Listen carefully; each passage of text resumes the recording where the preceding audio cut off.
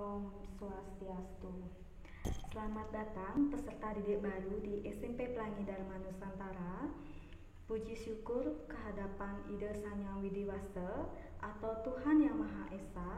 Pada kesempatan pagi hari ini kita dapat melaksanakan MPLS secara daring.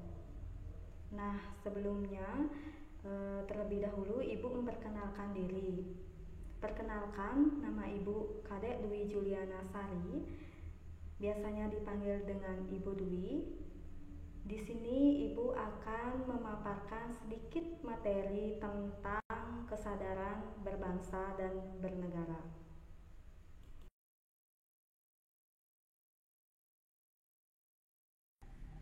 Baik anak-anak, selanjutnya Ibu akan memaparkan materi tentang kesadaran berbangsa dan bernegara.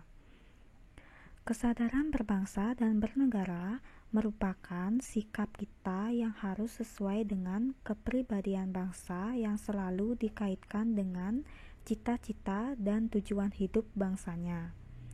Maka dari itu, kita harus dapat mewujudkannya dengan cara mencegah perkelahian antar perorangan atau antar kelompok dan menjadi anak bangsa yang berprestasi baik di tingkat nasional maupun internasional. Selanjutnya, yang kedua, hal yang harus diperhatikan dalam mewujudkan kesadaran berbangsa dan bernegara. Pertama, di sini ada cinta tanah air, di mana diwujudkan dengan kecintaan kita dengan mengetahui sejarah negara kita serta lainnya. Negeri yang luas dan kaya akan sumber daya ini perlu kita cintai. Kesadaran bela negara yang ada pada setiap masyarakat didasarkan pada kecintaan kita kepada tanah air.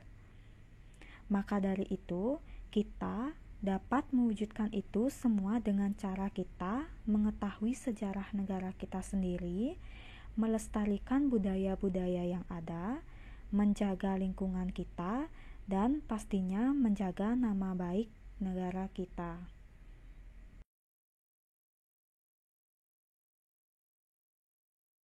Baik, selanjutnya ada Pancasila. Pancasila merupakan ideologi kita, warisan, dan hasil perjuangan para pahlawan kita sungguh luar biasa. Maka dari itu, Pancasila bukan hanya sekedar teoritis dan normatif saja, tetapi juga diamalkan dalam kehidupan sehari-hari. Maka dari itu, kita harus mengetahui bahwa Pancasila adalah alat pemersatu keberagaman yang ada di Indonesia yang memiliki beragam budaya, beragam agama, etnis, dan lain-lain. Nilai-nilai Pancasila inilah yang dapat mematahkan setiap ancaman, tantangan, dan hambatan.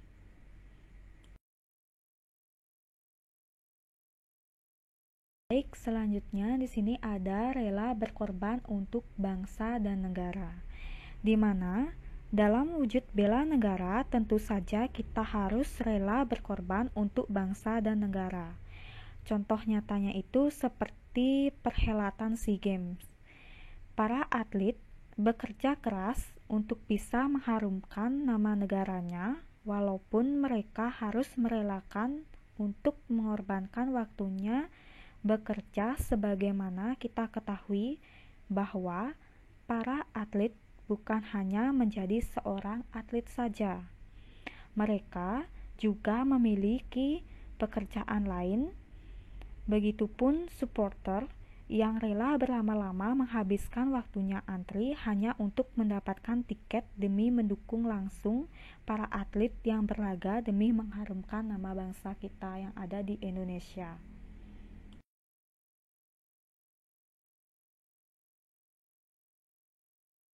Baik, selanjutnya di sini ada memiliki kemampuan bela negara, di mana kemampuan bela negara itu sendiri dapat diwujudkan dengan tetap menjaga kedisiplinan, ulet, bekerja keras dalam menjalani profesi masing-masing.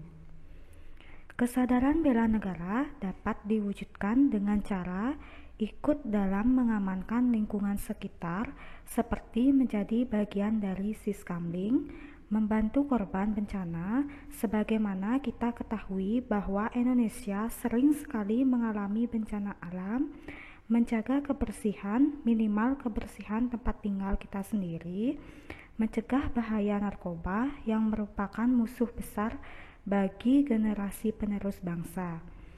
Dan di sini juga ada mencegah perkelahian antar perorangan atau antar kelompok, karena di Indonesia sering sekali terjadi perkelahian yang justru dilakukan oleh para pemuda.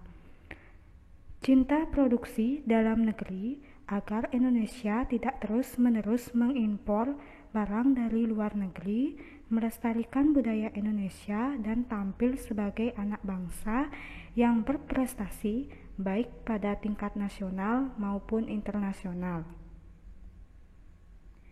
Apabila kita mengajarkan dan melaksanakan apa yang menjadi faktor-faktor pendukung kesadaran berbangsa dan bernegara sejak dini, yakni dengan mengembalikan sosialisasi pendidikan kewarganegaraan di sekolah-sekolah, juga sosialisasi di masyarakat niscaya akan terwujud.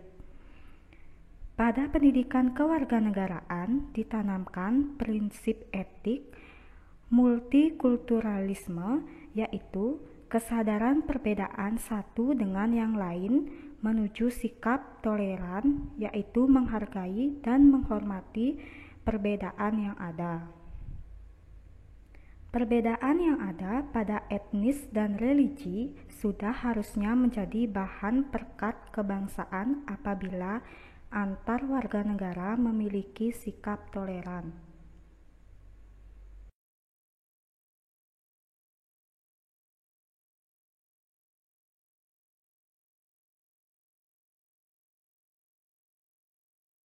Baik anak-anak, selanjutnya di sini ada nasionalisme. Pengertian nasionalisme merupakan suatu paham yang berpendapat bahwa kesetiaan individu tertinggi harus diserahkan kepada negaranya. Selain itu, ada dua nasionalisme. Yang pertama itu nasionalisme dalam arti sempitnya, dan yang kedua nasionalisme dalam arti luasnya. Yang pertama, Ibu menjelaskan terlebih dahulu nasionalisme dalam arti sempitnya. Sikap mencintai bangsa sendiri secara berlebihan sehingga menganggap bangsa lain rendah kedudukannya. Nasionalisme ini disebut juga nasionalisme yang chauvinisme. Yang kedua, nasionalisme dalam arti luas merupakan sikap mencintai bangsa dan negara sendiri dan menganggap semua bangsa sama derajatnya.